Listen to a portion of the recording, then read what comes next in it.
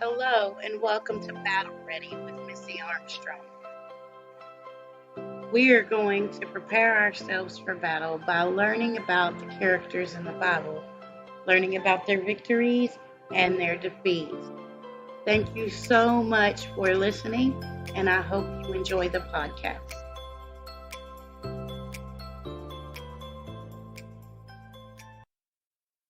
Hello and welcome. I'm so glad you're here. Sorry, I've missed a couple of weeks due to sickness and just busyness of life, but I'm back again and we are continuing with Gideon. And like I said before, Gideon is one of my favorite stories to tell. One that gets passed over quite a bit, but still has some great things in it. Uh, we're starting in Judges 6:25, and we will continue. Previously, the Gideon was hiding in a hole, trying to make wheat because the armies had taken over the land and uh, left pretty much nothing for the Israelites to survive on. And an angel came to Gideon and told him he was a mighty warrior. And Gideon, of course, tested. And then um, he went to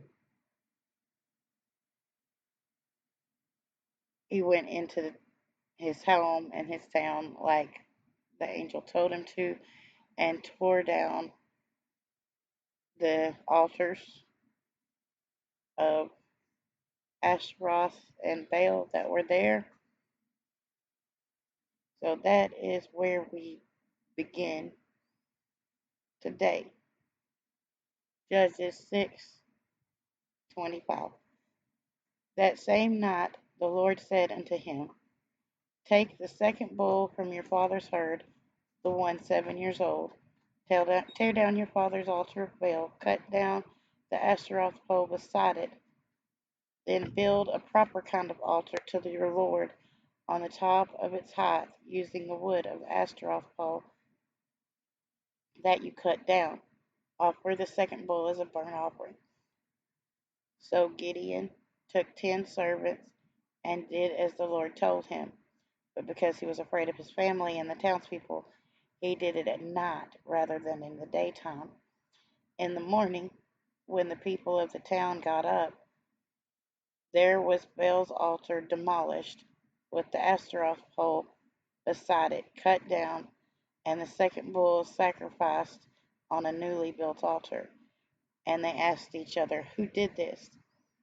When they carefully investigated, they were told, Gideon, son of Joash, did it. Then the people in the town demanded that Joash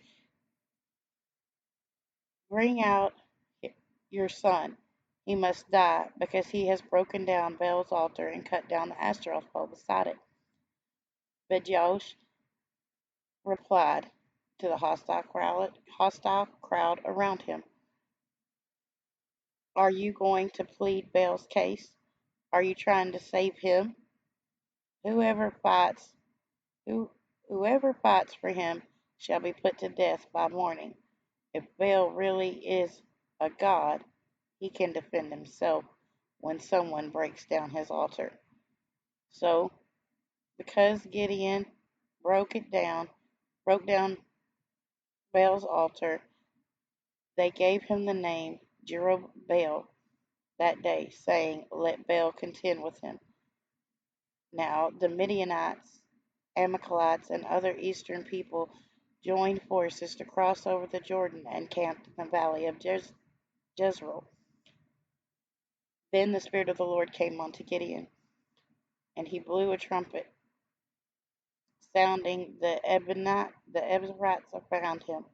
He sent messengers throughout Manasseh, calling them to arms, also into Asher, Zebulun, Naphtali, so that they too went up to meet him. Gideon said to God, If you will save Israel by my hand, as you promised.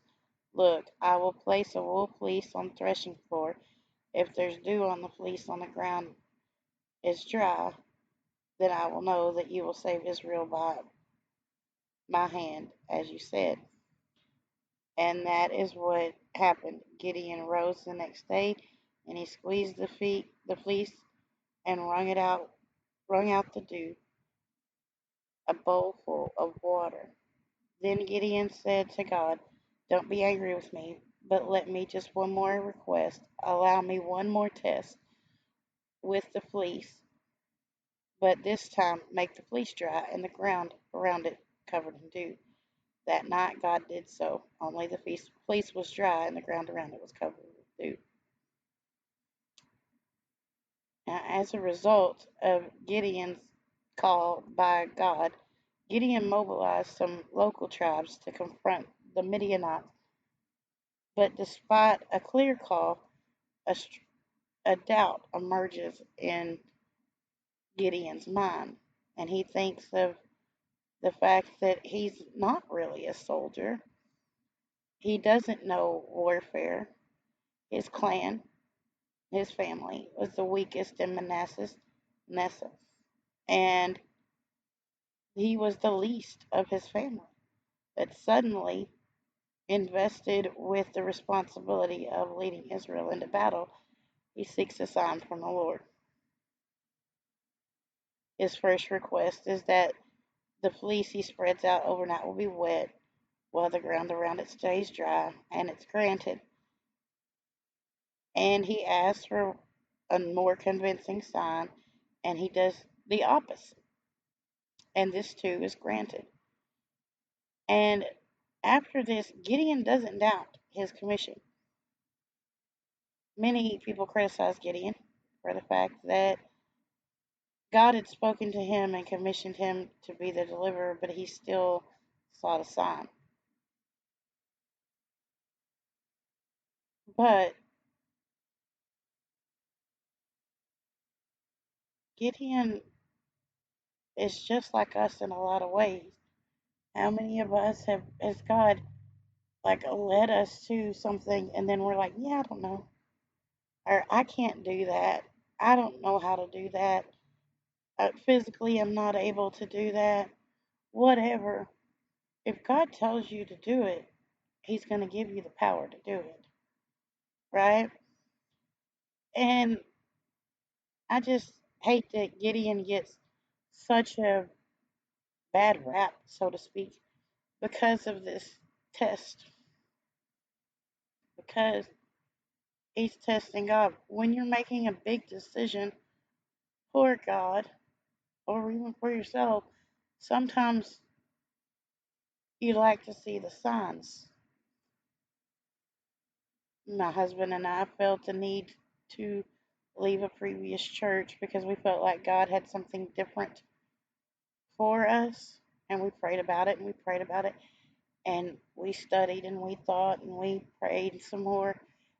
We talked to some people and it ended up we asked for signs.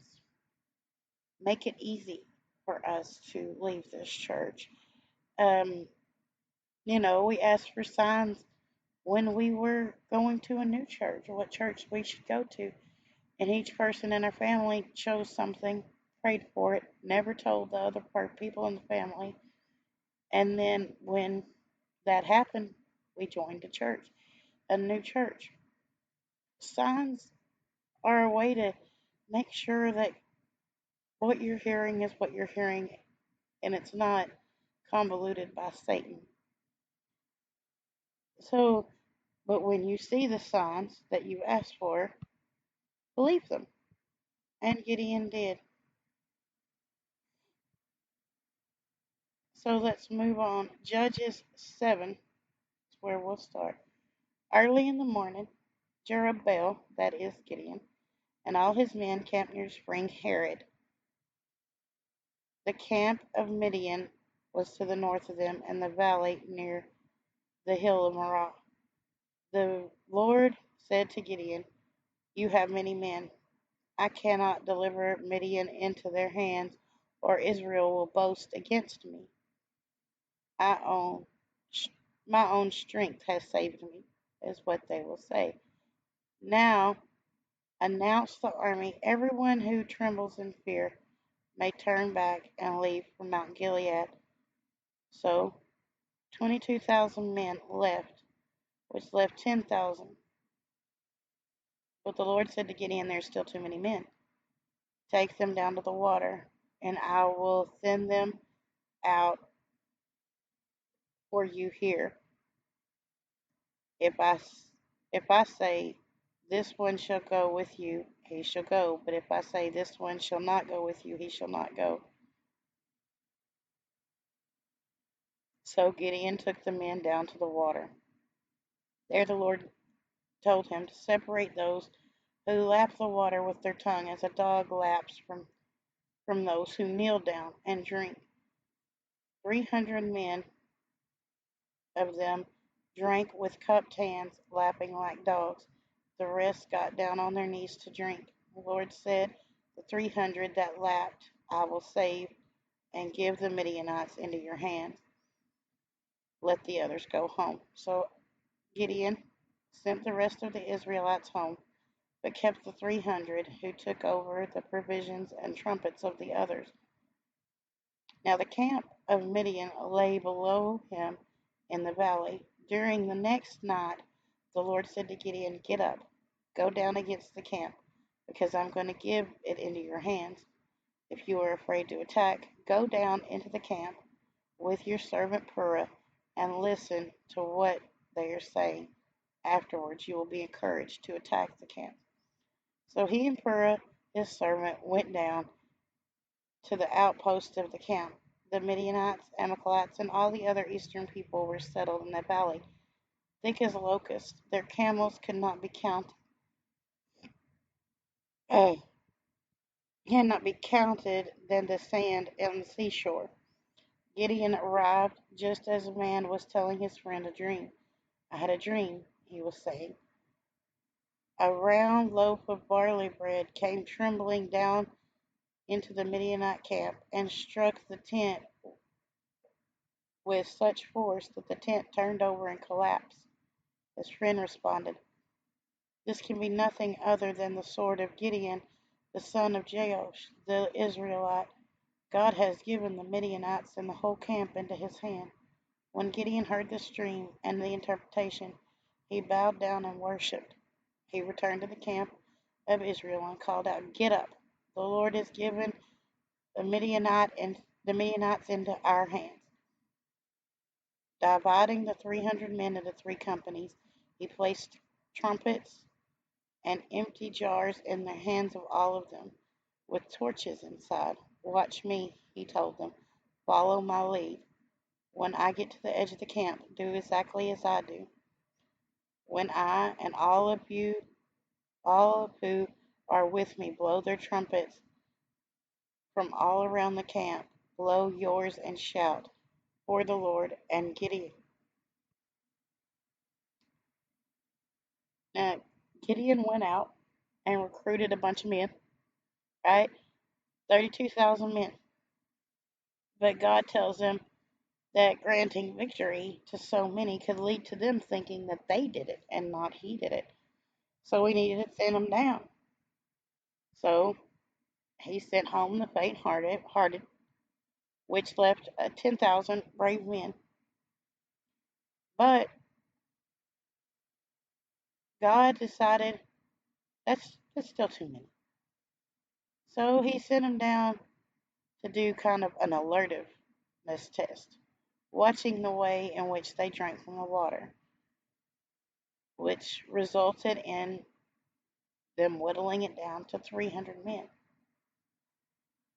And Gideon still a little bit apprehensive because you see how large the army is. The camels were so many, they were like locusts down in this valley, and they've got 300 men.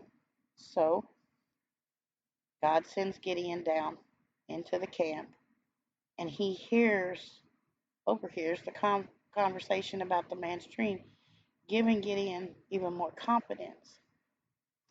So he equips his army, not with swords or catapults or trebuchets or arrows even.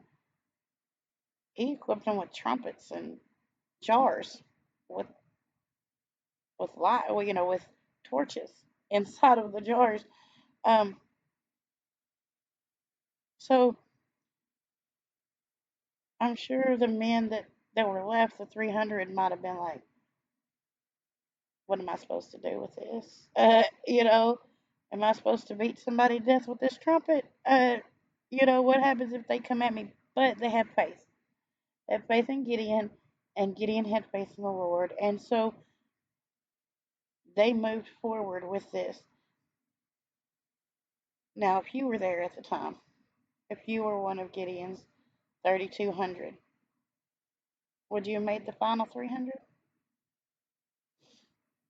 Hey, would you have passed the test?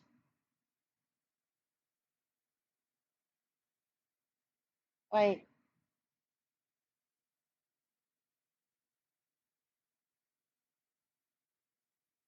you you might have been fearless and been like, "Yeah, let's do this."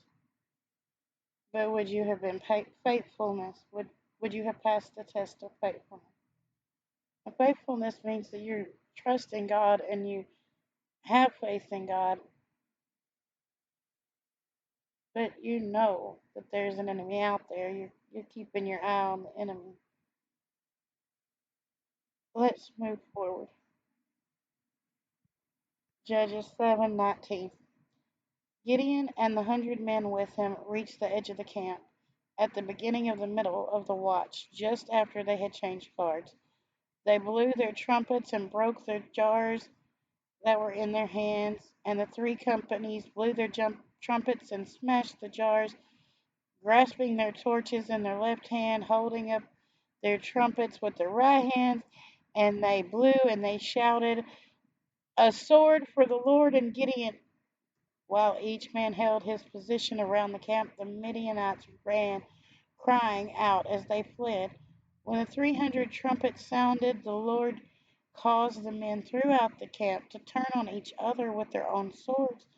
The army fled to Bethshean and towards Zeresh, as far as the border of Abel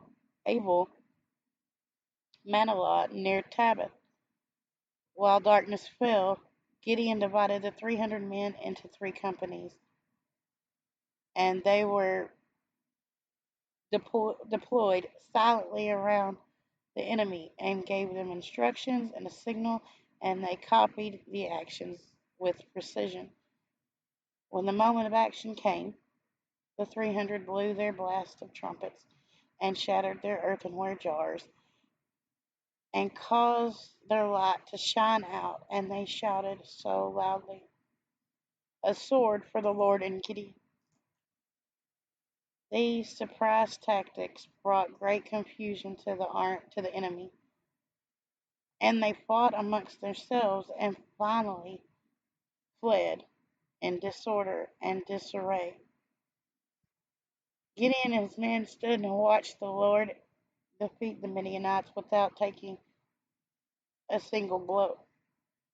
It was obvious that the Lord's strategy, although strange and unusual, was nevertheless the best way to victory. And we saw this with Joshua and the Battle of Jericho. God's instructions may be weird, may be different, may not be what you think is appropriate, but He has a plan, and He knows that plan, right? How would our lives be transformed if we could learn to listen to God and understand that God delights in being given the credit for His conquest and victory? You know, our lives would change immensely. Let's move on to Judges 7:23.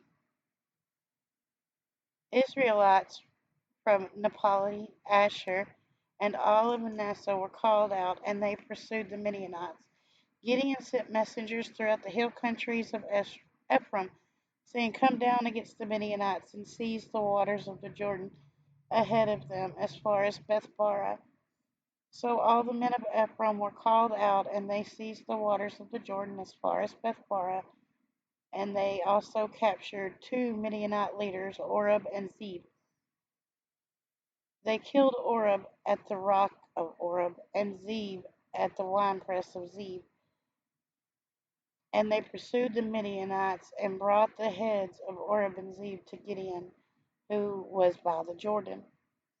Now the Ephraimites asked Gideon, "Why have you called us like this? Why didn't you call us when you went to fight Midian?"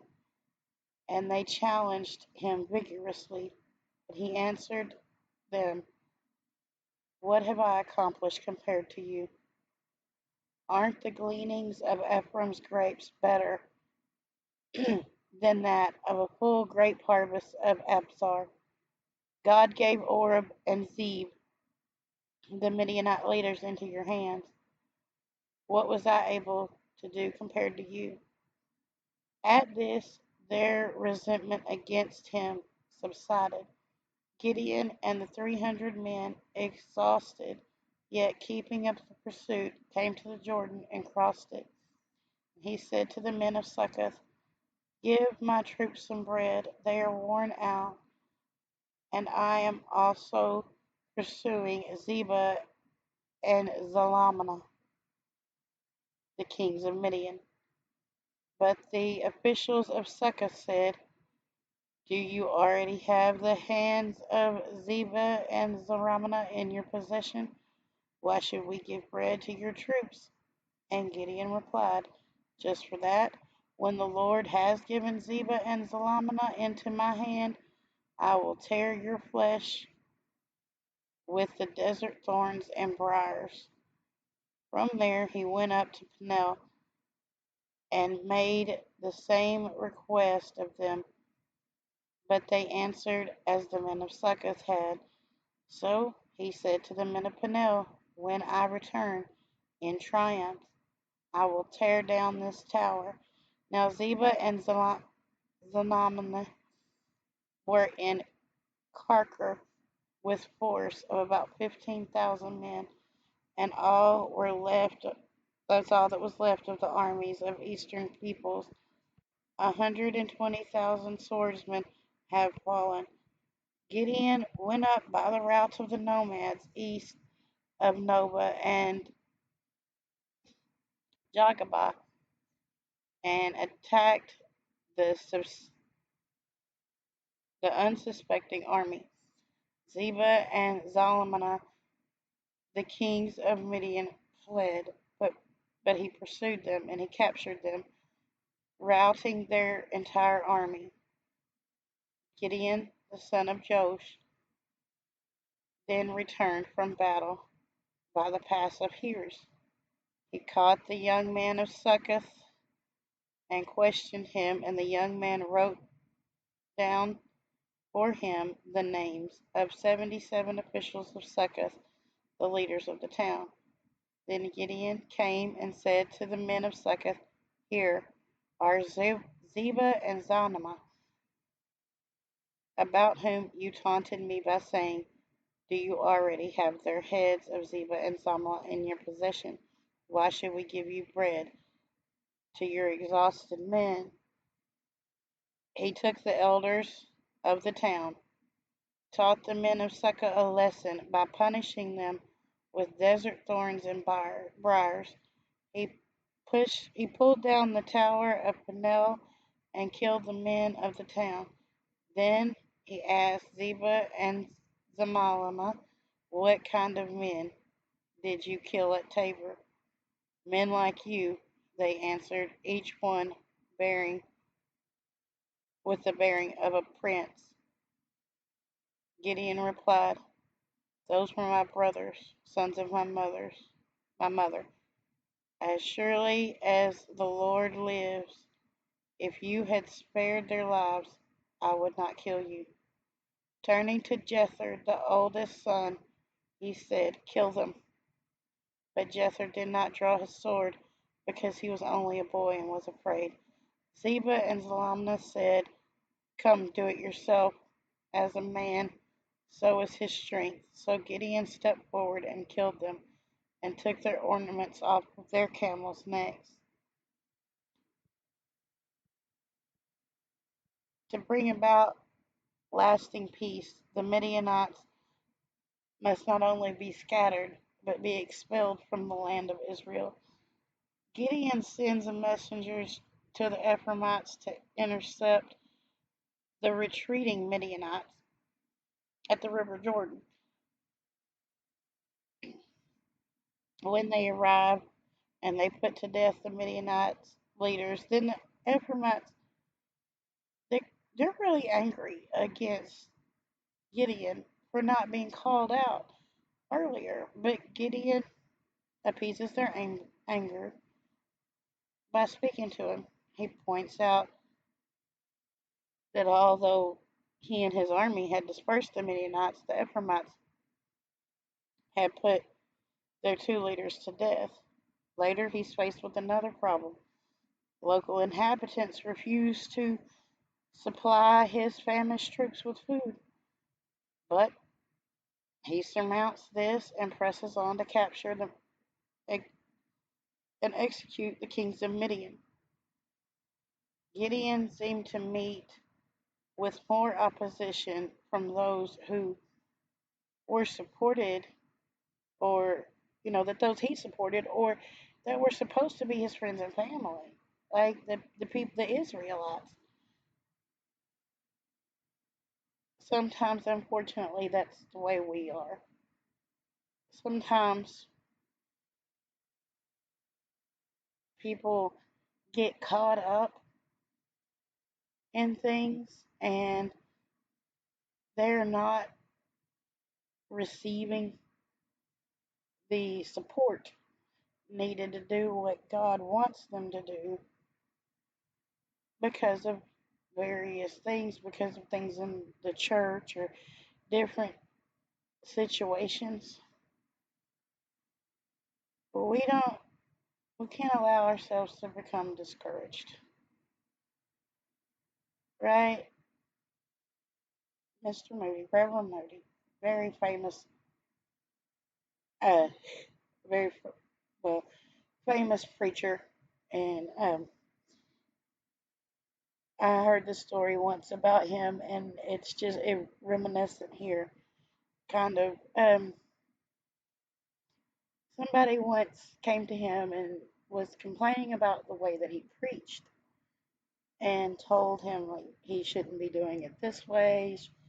And he looked at them and said, "Well, I like the way that I do things better than I like the way you don't." Okay, so just remember that.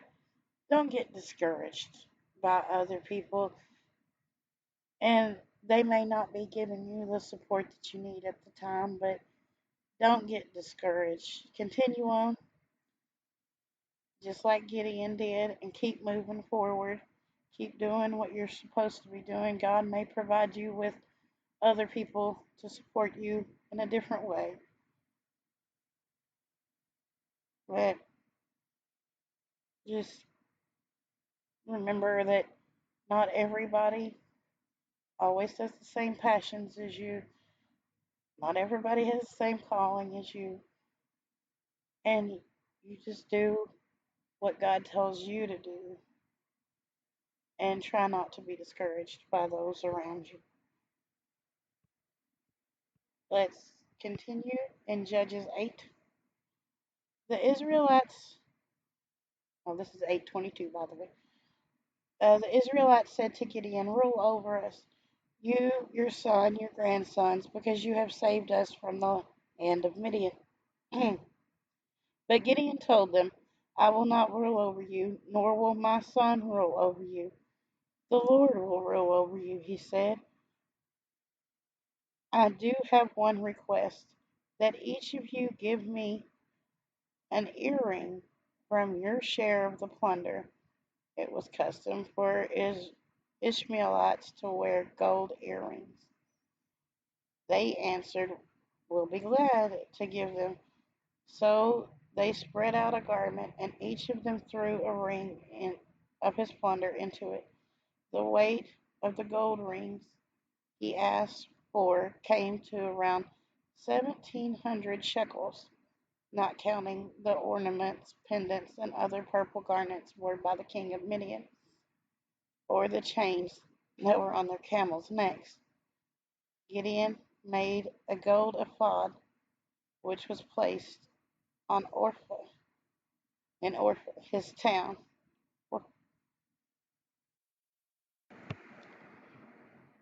All Israel positioned themselves by worshiping it there, and it became a snare to Gideon and his family. Upon his triumphal return, the Israelites posed that because Gideon had delivered them from the Midianites, that he should become king and start a family dynasty. He firmly rejects this offer, saying that the Lord is the only one that rules that should rule over them. By the time this was happening, 300 men under the Lord's leadership had routed and removed about 135,000 Midianites. And Gideon believed that God's rule over the nation was superior to any king. Right? So instead, he requested from his fellow Israelites some of the spoils in order that he can make an ephod. An ephod is a priestly garment, a priest garment for the Israelites with the breastplate attached. This breastplate is associated with casting lots uh, to obtain God's guidance for ruling the nation. You'll find out all about an ephod in Exodus. But this is what he created. So he basically said, like, I'm not going to be king, but but I will stand in as priest, so to speak. So now God's people were taken up by everything that had happened, and they were still like Gideon's telling them God did this, God did this, God did this, and they still kind of want to put it on Gideon now, you know, because they didn't have a king at the time. They were still, you know, having judges, and they wanted a leader. They wanted, but he said, no, God should be the leader.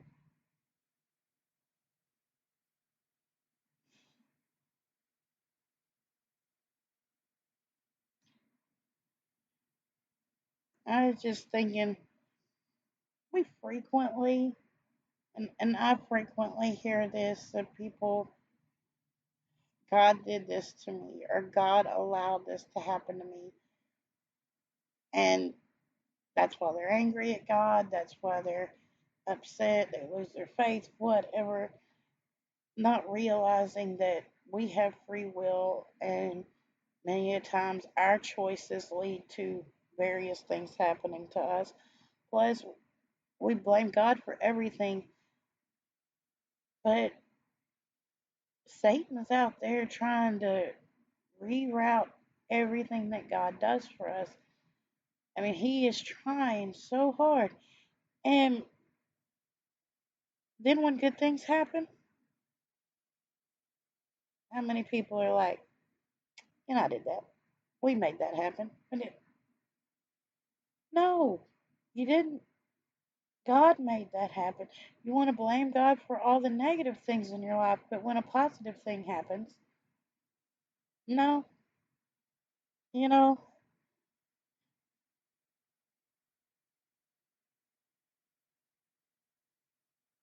Do you just think for a moment and think of anything unusual that has happened to you recently? Have you praised God for that? You know, have you really thanked God for that?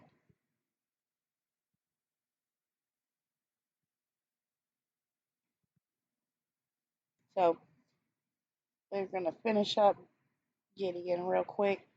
In Judges 8 and verse 28, it starts, Thus Midian was subdued before the Israelites and did not raise its head again during Gideon's lifetime. The land of peace was 40 years.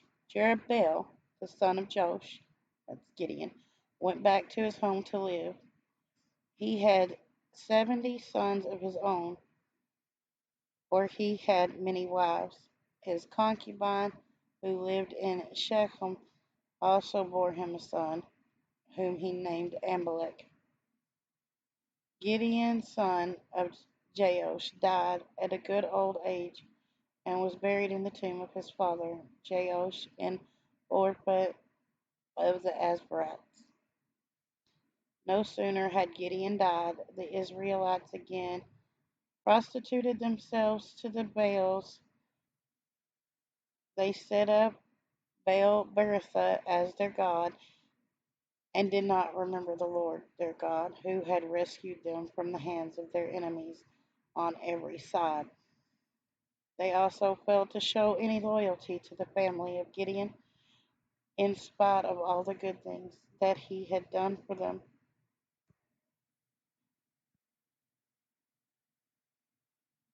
Gideon's presence after this had people following God.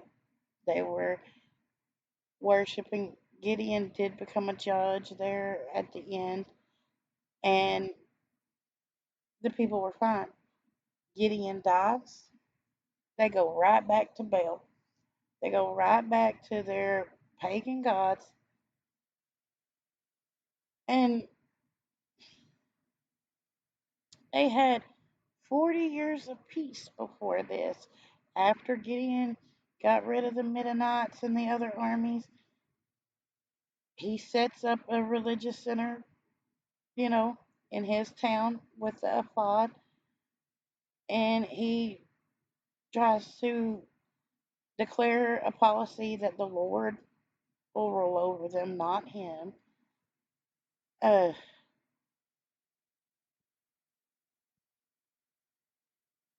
but no sooner did he die, and the Israelites just, let's do what we want again, forgetting all that the Lord had done for them. So it's been said that although an idol is nothing in the world, there is nothing in the world more real than an idol. Putting something else in God's place, making a God of something other than God, is very real. And it could happen to anybody, right? The a lot of people, most people, know that when Jesus was asked, "What is the greatest commandment?" He says, "Love the Lord your God, your God, with all your heart, soul, and mind." This is the first and greatest commandment. And to truly have God as the Lord of your life, you do have to love the Lord with all your heart, all your soul, and all your mind. And that can sometimes, Satan can work his way in to where our pride or our heart is wanting something that God doesn't really want, you know? And when our when we love the Lord with all of our heart, all of our soul, all of our mind, our entire body, everything that we are loves God, right? And so in this case, like,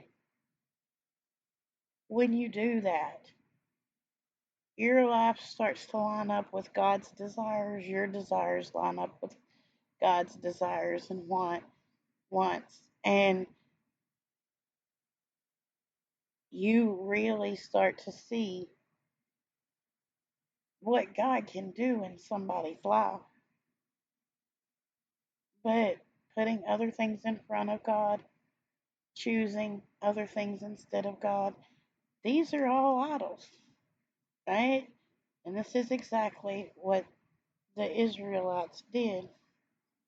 So, some of the lessons that we learn from Gideon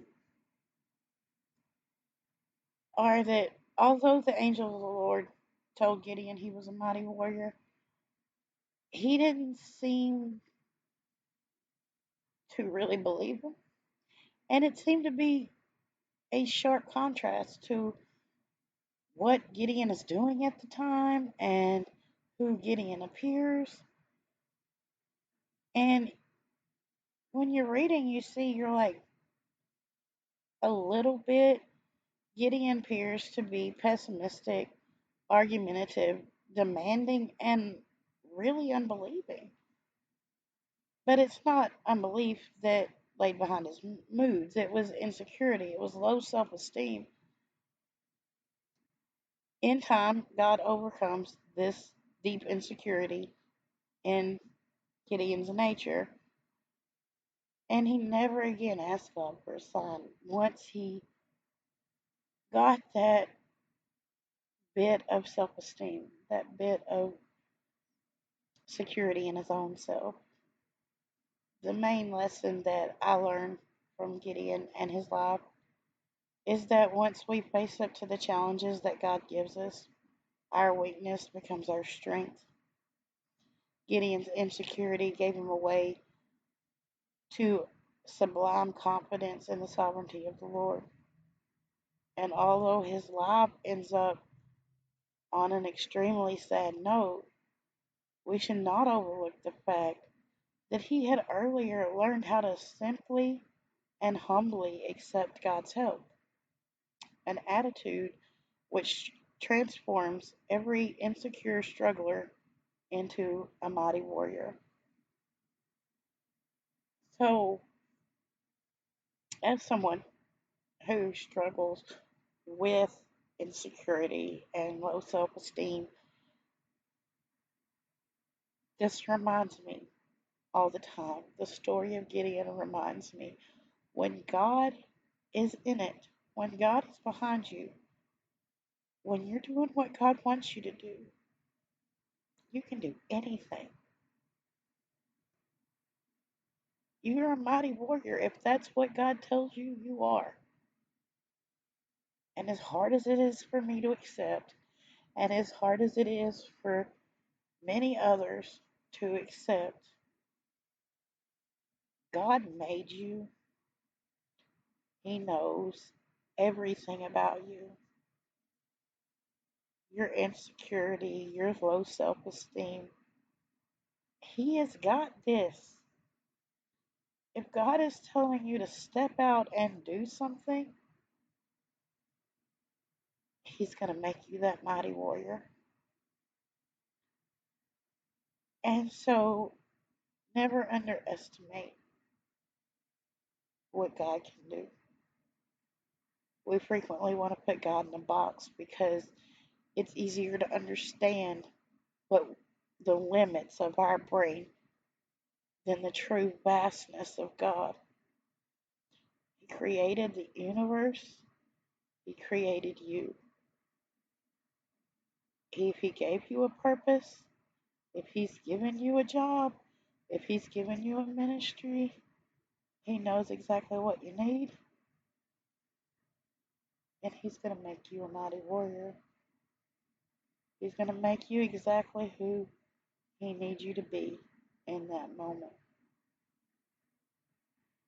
There are times in my life when I looked at a situation and thought there's no way I could do that because I didn't believe that I could, and I couldn't, but God can. And many times he's used other people to tell me, you can do this. Or he's used other situations and things to push me toward where I needed to be. I love writing vacation Bible schools and doing vacation Bible schools and having a week of just release of praise and fun and Bible stories. And it is a lot of work, but it is a big ministry. And when I first started working in VBS, I was doing music and screen and different things like that. And the lady that was over the VBS at our church was like, she wanted to give it up. She didn't have a heart for it anymore, and she wondered if I would take it. And I said I would pray about it, and I did. And I took it. I was scared to death because I didn't know what I was doing. I'd gone to VBS when I was a kid. I had helped in VBS as an adult, but organizing the whole thing, you know, and my husband's just like, God's got you. Don't worry about it. And he did. And now, like, since then, I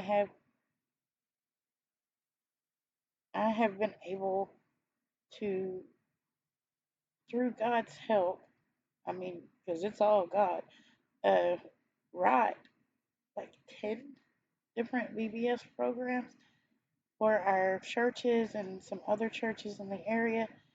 And I always say God does it because if I sit down and I try to write, I will struggle for weeks and weeks and weeks to find a theme, to find stories, whatever. But if I get my heart in the right place and I just pray,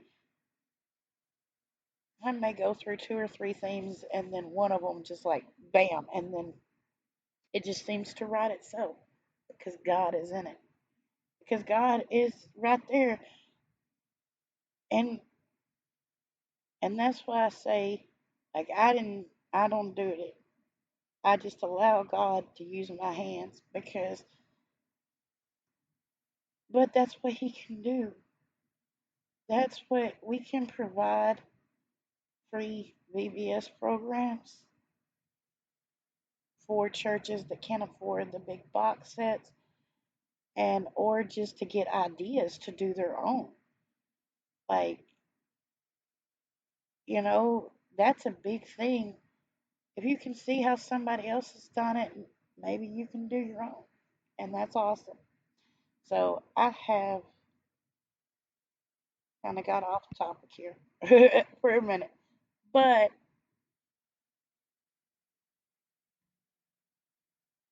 seriously, studying Gideon, main thing to remember, God knows you. If He told you to do something, do it. Because He will make you the mighty warrior that He knows that you are. And next week, we will start in Ruth. Uh, I like Ruth too. Ruth will probably have to be about four, probably 4 lessons, maybe five. But we will be covering Ruth next week. So thank you so much for listening to the end. Remember to be kind to yourself and others. And always remember to smile because God loves you and so do I.